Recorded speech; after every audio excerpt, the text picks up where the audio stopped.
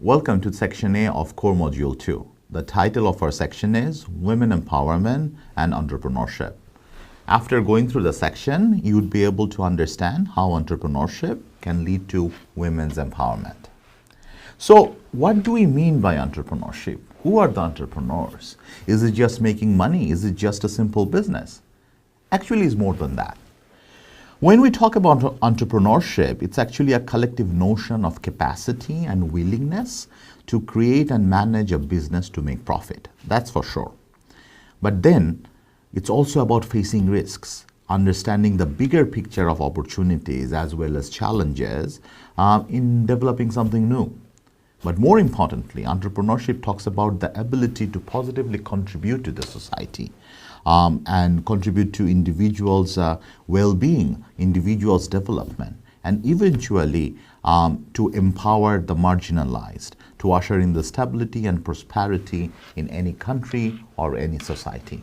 So we are looking into a bigger picture of entrepreneurship. So when we talk about entrepreneurs, primarily we are looking into a person who can be mentioned as an agent of change. There are several characteristics of a successful entrepreneur, and we mentioned several ones in the module. First of all, she or he needs to be curious and creative, and definitely there has to be self-confidence. She or he has to be a leader. And then there are so many others in terms of effective communication, open to lifelong learning, and so many other things. Overall, we look into somebody who can take up the challenge, who can think outside the box, and then who can move forward and change the society. When we look into the present-day entrepreneurs, mainly the women entrepreneurs all over the world, we will look into a very interesting trend that the majority of women entrepreneurs all over the world are between 25 to 34 years. There are several examples that we have given with citations in our module, and if you look into the graphics, you will see that in Africa, in Middle East, in Asia, in different parts of Asia, Europe, all over the places, we see that the majority of women entrepreneurs are between 25 to 34. So, of course, there are senior citizens who are entrepreneurs, and there are very young women who are entrepreneurs, but the majority is in this group, which also gives us hope that we are looking into a demography which has a better potential to take up the challenges, and eventually they can push for further development in the coming years when it comes to entrepreneurship and empowerment. So what we are going to do now, we'll take a pause. Let's actually reflect on our own community, our own country, and look into what are the characteristics of entrepreneurs within our own community. And especially when we talk about women entrepreneurs, how are they doing? Who are they? And what actually makes them stand apart from the general population? And then let's also reflect on and kind of document a bit what are the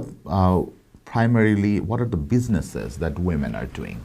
Are they significantly different than the men?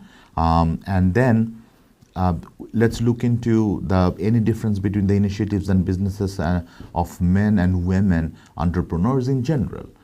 Because eventually, as we move along in the different sections of this module, we will need to reflect on the differences and also related challenges and opportunities of entrepreneurship when it comes to women empowerment.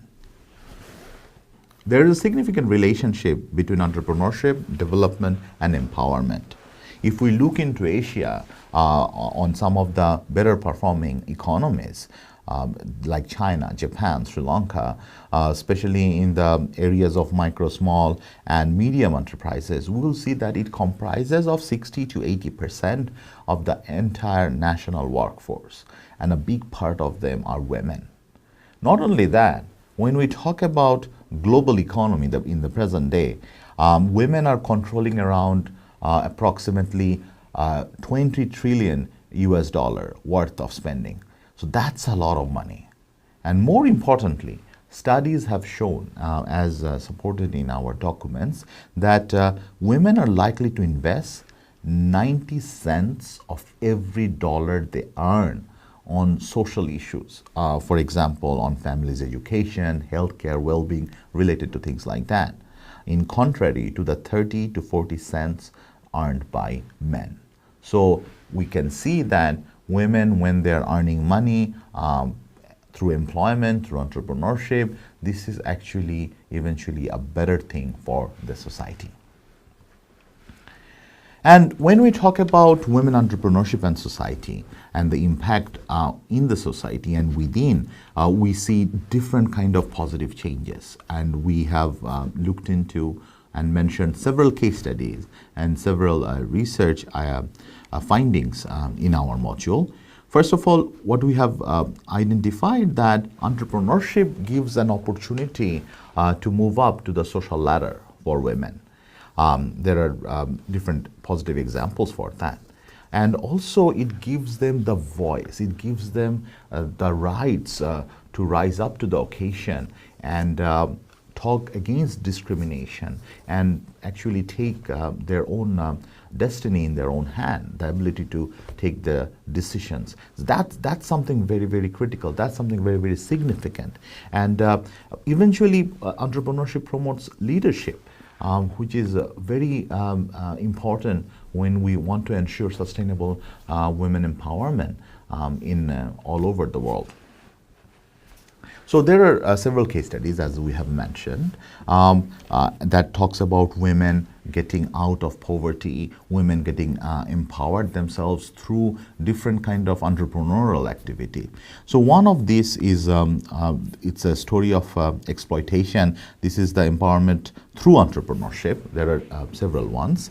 And we talk about a woman from India where she has been discriminated and wronged at the very early age of her life, and then she was actually kind of sold to a temple, and then was forced to work as a sex slave for some time. But then what happened was she got out of it, and then she made sure that her daughter did not have to go through the same stigma, the same ordeal, and then she came up with this idea of capacity development for entrepreneurship for women who are suffering from the same problems that she has gone through. And then eventually she got loans from some other organizations. And now what we have seen, that MAS, the Mahila Adivirudhi Matu Samsthe, this is a huge capacity development organization right now that is working in India, and that also highlights the localized help that the women actually formulated through their entrepreneurial activities. So it's a very encouraging thing, and I would also suggest at this point to take a pause again and look into similar stories in our own backyard.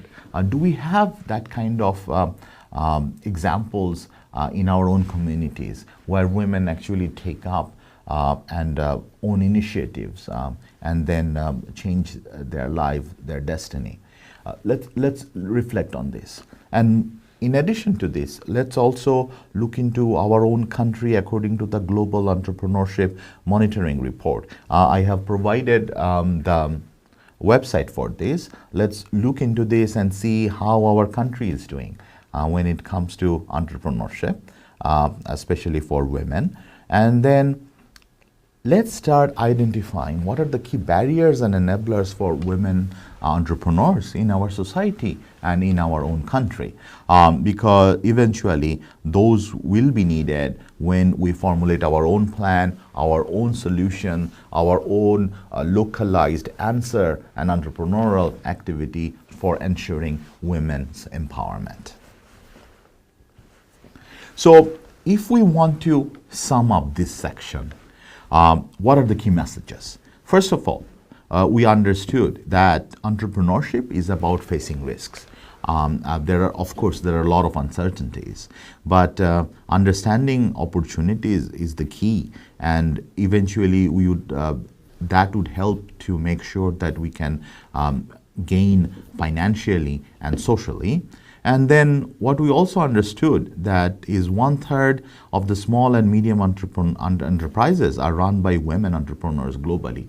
So that's a very encouraging trend number to look into. And then we also understood that the women's entrepreneurship results in economic solvency for them and their family. So that's the overarching holistic development, economic development of the society that we are talking about.